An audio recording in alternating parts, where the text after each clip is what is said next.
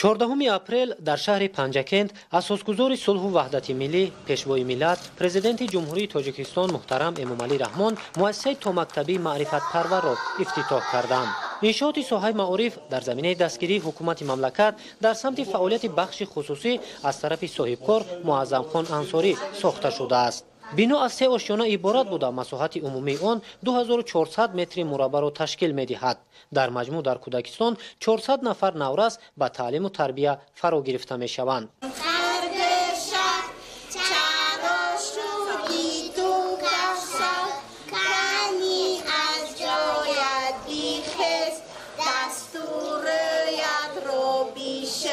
امروز از طرف پیشوای معظم ملت اساسگزار صلح و وحدت ملی محترم جناب عالی امامعلی رحمان باغچه نو با نام معرفت پرور افتتاح گردید که این برای پیشروی دانش کودکان نورسان سهم خود را میرساند. امروز در این کودکان می توانند زبانهای خارجی اینچنین علمهای دقیق را آموزند. در سالهای پیش چنین باغچه زمانوی ارزی هستی نمی کرد. این باری اول است که باغچه زمانوی با یک صفت بلند و آموزش زبانهای خارجی برای کودکان به فعالیت آغاز کرد. چنین باغچه زمانوی برای کودکان و برای ما کارمندان مهیا گشت. ما خیلی خرسندیم و از همین استفاده برده نسل نورس را در روحیه وطن پرستی، مهنت پرستی، خلق شناسی تربیت نموده سطح دانشی کودکان را بلند میگردانیم. مؤسسه تومکتبی معرفت پرور از صنفخانه‌های مجهز رسامی، موسیقی، رقص، زبان آموزی و تالار برای ورزش عبارت می باشد. با نظرداشت شرایط مساعد تعلیم در مجموع 13 گروه کودکان به تربیت فرا گرفته می شوند. بنیاد کودکستان برای عمل شوی یکی از هدفهای اساسی حکومت جمهوری تاجیکستان فراگیری بیشتر به تعلیم تومکتبی مساعدت میکند. در مؤسسه تومکتبی معرفت پرور 40 نفر ساکنان محلی با جای کاری دائمی تامین شدند. در شهر پنجکند با دستگیری‌های بی‌واسطه پرزیدنت جمهوری تاجیکستان اساسگزار صلح و وحدت ملی محترم امامعلی رحمان چنین یک باغچه برهوای برای مربیان و برای کودکان شهر گشوده شد. ما مربیان از این خیلی خرسندیم. می‌خواهیم که در آینده به کودکان درباره خلق آموزی و تندرستی، صلح و ثبات کودکان را تربیت نماییم. پیشوای معظم ملت محترم امامعلی رحمان تدریجاً از بهترشوی امکانیت‌ها برای تحصیل در مؤسسه‌های تومکتبی، میانه عمومی و عالی تعلیمی یادآور شده کارمندان ساحه معارف را برای تعلیم و تربیت درست نسل نورس در روحیه خویشتن‌شناسی و آموزش علم‌های معاصر هدایت کردند. تعلیم در مؤسسه تومکتبی با زبانهای تاجیکی، روسی و انگلیسی به راه مانده شده است. شرایط مساعدی فراهم گردیده که با استانداردهای بین المللی تعلیم مطابق می باشد، امکان می دهد که کودکان شروع از دوران یکم تحصیل با برتری‌ها به آموزش فرا گرفته شوند. همزمان من بعد دانشجویان دانشکده آموزگاری تاجیکستان در شهر پنجکند تجربه آموزی خود را در همین جای می‌گذرانند. طبق دفتر سپارش‌های اساسگزار صلح و وحدت ملی پیشوای ملت هنگام سفری قبلینه‌شان بخشیده به 30 سالگی استقلال جمهوری تاجیکستان و 5500 سالی سر از باستان تصمیم گرفتیم که در یک مدتی کوتاه‌تر مؤسسه تعلیمی تومکتبی را به استفاده دهیم. مؤسسه تعلیمی تومکتبی در برابر فراگیری کودکان برای تعلیم در برابر این برای آماده کردن یعنی که بعضی تجربه آموزی دانشجویان دانشکده آموزگاری تاجیکستان در شهر پنجکند خدمت خود را میرساند و به همین خاطر اون نوآوری هایی که در باغچه ما به نظر میرسد پیش از همه در برابر فراگیری کودکان آنها به جلب کرده میشن از روی خواهش خود به آموزش زبانهای خارجی و چند نمود هنرهایی که ما در نظر گرفته هستیم از جمله هنرهای رسامی، دوزندگی و دیگر هنرها رو ما به نظر گرفته هستیم. کودکان خیلی پیشرفته هستند برای فراگیری آموزشی رشته‌های هم اینفورماسیونی هم تعلیمی سیستم تکنولوژی هم فراگیری دیگر رشته‌هایی که در بر گرفته است میتوانند که کودکان میتوانند که هرچی بیشتر و زودتر در اینجا معلومات‌های ضروری را از خود کنند. امروز ما والدان شهر پنجکین خرسند و سرفراز از آن هستیم که چنین کودکستان زمانوی درهای خود را برای کودکان ما باز کردند.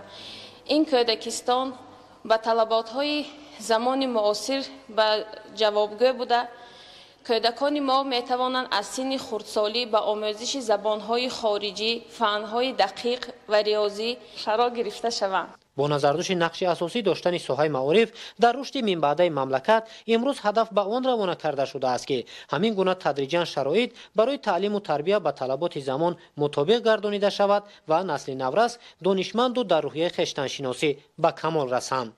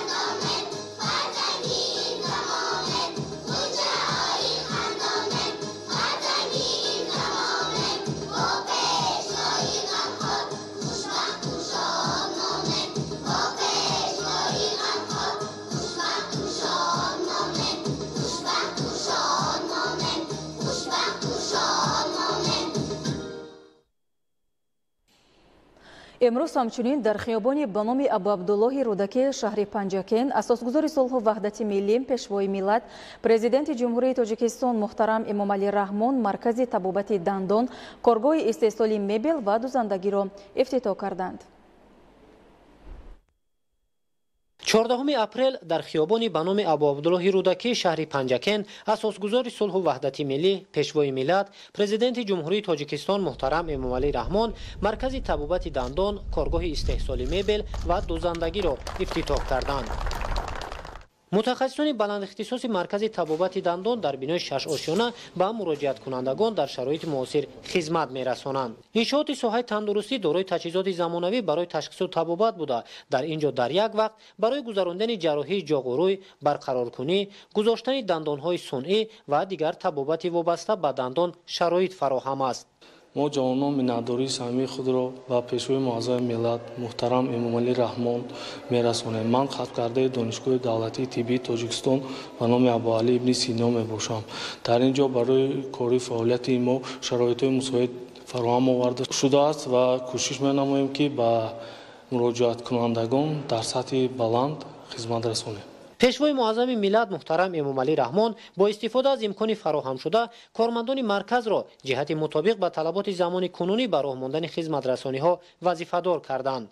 مرکز طبابت دندان در آشیانه یکم انشاءات جایگیر بوده. از حجره های طبابتی، ارتودنتیا، ارتوپدیا، حجره کودکانه، جراحی، نوبتداری شبانه روزی، بی‌ضررگردانی، دندانسازی و دیگر حجره ها عبارت می باشد. ما جوانان نسل امروز در پرتو سیاست خیرتمندانه اساسگزار صلح و وحدت ملی پیشوای ملت پرزیدنت جمهوری تاجیکستان محترم امامعلی رحمان دانش آموختیم، سبق تربیت برداشتیم و به کمال رسیدیم. محض با توجه و دستگیری پیشوای ملت موفقیت‌های ما جوانان بیشتر شده ایستاده است.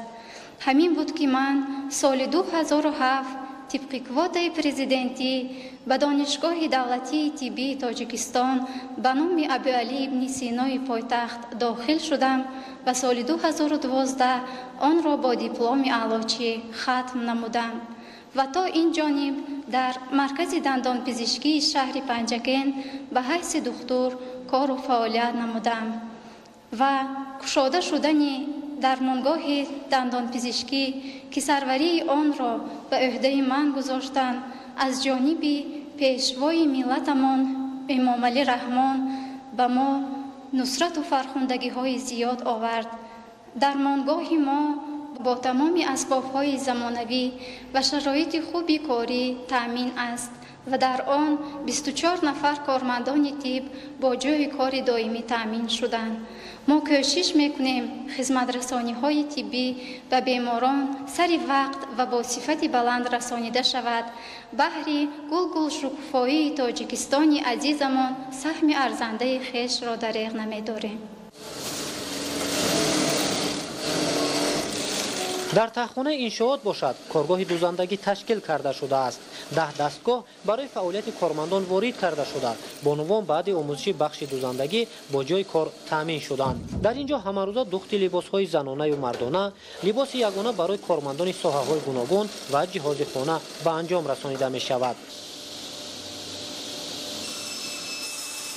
کارگاه میبل براری رخش در دایره عملی شوی هدف چهارم استراتژی مملکت صنعت کنونی با سرعت کشور بنیاد کرده شده است. انشاءات با نظر داشت طلبات معاصر و صنعت بلند معماری ساخته شده، در آن تجهیزات معاصر نصب گردیده است. کارگاه استحصال میبل از تالار استحصالات، حجره کاری و نقطه فروش عبارت می باشد. سمت اساسی فعالیت کارخانه استحصال میز و کرسی برای مؤسسه‌های تعلیمی، آشخانه، مهمانخانه و دیگر انشاءات نگرانیده شده است. مرکز طبابت دندان، کارگاه دوزندگی و میبل براری در شهر پنجکن از طرف صاحبکار اسفندیار شریفov بنیاد کرده شده است و در اینجا در مجموع 50 نفر با جای کار تامین شدند. ما صاحبکاران تاجیکستان از سیاست سازنده پیشوای ملت محترم امام علی رحمان در سمت دستگیری فعالیت صاحبکاری راه بلند گردیده بهر آبادی کشورمان سهم ارزنده خود را می‌گذاریم. در این روند من همچون صاحبکار جوان تصمیم گرفتم بهر بهتر نمودن سطح زندگانی همدیارانمان بنای استقامتی زمانوی با مرکزهای خدمت رسانی در آشنایی یکم مرکز طبابتی دندان پزشکی و کارگاه دوزندگی و اینچنین کارگاه میبل براری را ساخته مورد بهره برداری قرار دهم. امروز در هر سه کارگاه در مجموع 50 نفر آدمان به جای کاری دائمی تامین شدند. باعث سرفرازی ماست که به فعالیت این کارگاه ها پیشوای معظم ملت حسن آغاز بخشیدند. در روز افتتاح محصولات استحصال نموده کارخانه به طور نمونوی معرفی کرده شد. صاحبکاران هدف دارند که محصولات استحصال شده هرچی بیشتر وابسته به ذوق میزبان استحصال گردد و نیاز مردم سری وقت قانع گردانیده شود. پرزیدنت جمهوری تاجیکستان محترم امام علی رحمان ضمن بازدید از نمایش محصولات صنعتی به رهبریت شهر پنجکن، ولایت سوخت و نمایندگان بخش خصوصی سپارش دادند که از امتیازهای پیشنهاد کرده حکومت مملکت برای وارد نمودن تکنیک و تکنولوژی نو، اعلان مراتوری و دیگر امکانیت‌ها جهت افزون گردانیدن امکانیت‌های استحصالی هرچی بیشتر استفاده نمایند. کارگاه استحصال میبل و دوخت لباس در دایره اعلان شدن سالهای 2022-2026 سالهای رشد صنعت بنیاد گردیده برای افزایش یافتن حجم استحصال محصولات صنعتی و آینده تامین رشد دوچند اقتصادیات مساعدت می‌کند.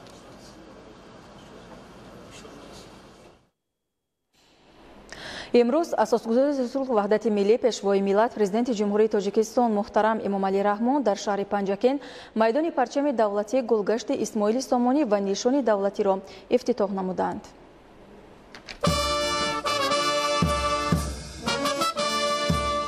14 اپریل اساسگذار صلح و وحدت ملی پیشوای ملت پرزیدنت جمهوری تاجیکستان محترم امام علی رحمان در شهر پنجکن میدان پرچم دولتی را مورد بهره برداری قرار دادند.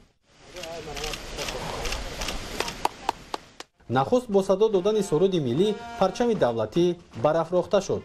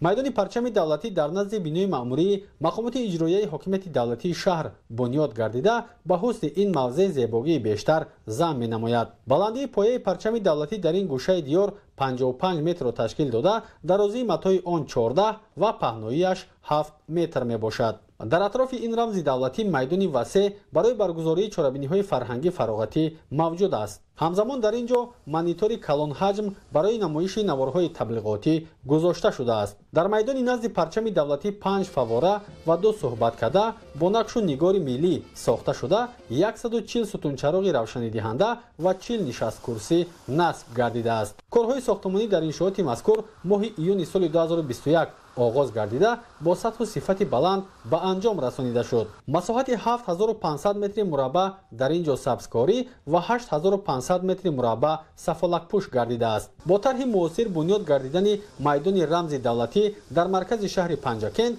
маҳорати баланди сохтмончиёнро бозгӯ мекунад. 12000 бех дарахтони ҳамешасабз ва зиёда аз 20000 бех гулҳои рангоранги мавсимию доимӣ аз ҷумлаи ороишоти дигари майдони парчами давлатӣ мебошад. дар баробари бунёди майдони парчам ва нишони давлатӣ ҳамчунин намои берунии бинои мақомоти иҷроияи ҳокимияти давлатии шаҳр навсозӣ гардид. пешвои миллат ба корҳои анҷомёфта баҳои баланд дода масъулинро барои минбаъд саҳм гузоштан дар корҳои созандагиву ободонӣ ҳидоят намуданд. сипас пешвои миллат муҳтарам эмомалӣ раҳмон дар маркази шаҳри Панҷакент гулгашти Исмоили Сомониро мавриди истифода қарор доданд.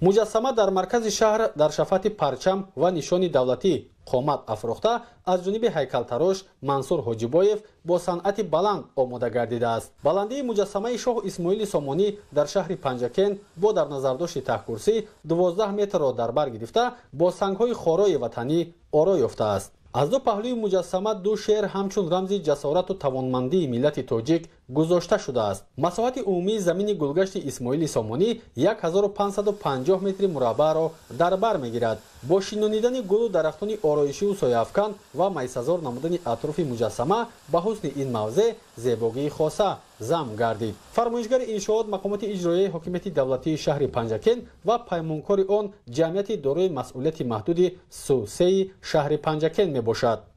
дар назди бинои мақомоти иҷроияи ҳокимияти шаҳри Панҷакент се муқаддасот ба истифода дода шудааст. парчами давлатӣ, нишони давлатӣ ва муҷассамаи шоҳ Исмоили Сомонӣ. дар гирди ин се муқаддасот дарахтон ва чароғонкунӣ ва фаввораҳо баст карда шудааст. ҳамаи ҳамин барои истироҳату фароғати меҳмонони шаҳри Панҷакент ва сокинони он мебошад. бо қомат афрохтани муҷассамаи шоҳ Исмоили Сомонӣ дар маркази шаҳри Панҷакент барои сайругашти сокинон ва меҳмонон боз як мавзеи дилфиреб фароҳам шуд. президенти ҷумҳурии Тоҷикистон муҳтарам Эмомалӣ Раҳмон дар вазъияти тантанавӣ ҳамзамон нишони давлатиро ифтитоҳ карданд. баландии нишон 23 ва қутраш 2,5 метрро ташкил дода таҳкурсии он бо санги хорои ватанӣ оро ёфтааст. зинапоя ва майдони назди нишони давлатӣ чароғон мебошад. корҳои сохтмонӣ дар майдони ин муқаддасоти давлатӣ моҳи июни соли 2021 бо маблағгузории идораи сохтмон ва меъмории шаҳри Панҷакент аз ҷониби ҷамъияти дорои масъулияти маҳдуди су-3 шаҳри Панҷакент оғоз гардида буд. баъди ифтитоҳи нишони давлатӣ пешвои миллат муҳтарам Эмомалӣ Раҳмон бо нишони қадршиносӣ ба муқаддасоти миллӣ дар зери он гулчанбар гузоштанд.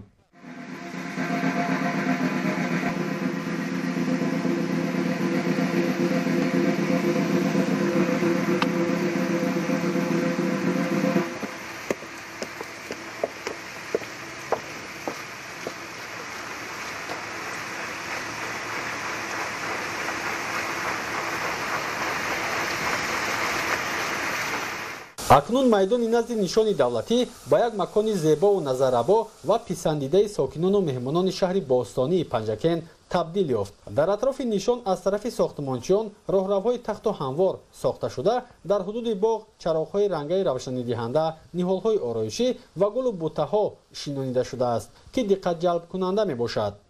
ما جوانان زاده استقلالیم که در چنین وطن آباد و زیبا که نام تاجیکستان است آزادانه عمر به سر میبریم. اینجا گلگشت زیبایی می باشد که در چنین مدت کوتاه ساخته به استفاده قرار داده شده است. ما میتوانیم در اینجا با همراه دوست و رفیق و عائله در وقت معین آمده فراغت و استراحت نماییم.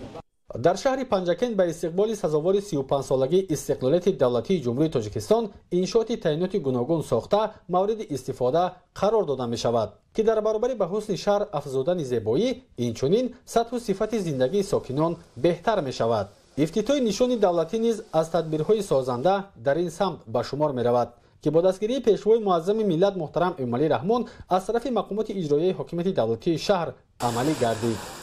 در برابر در مرکز شهر پنجکن بنیاد گردیدن مقدسات‌های ملی، پرچم دولتی، نشان دولتی و همزمان مجسمه شاه اسماعیل سامانی از طرف جمعیت دارای مسلطش محدود تاجیک الیت ساختمان نمای بینای مقامات اجرایی حکومت دولتی شهر پنجکن از نوسازی گردید و به حسن شهر زیبایی دیگر بخشید.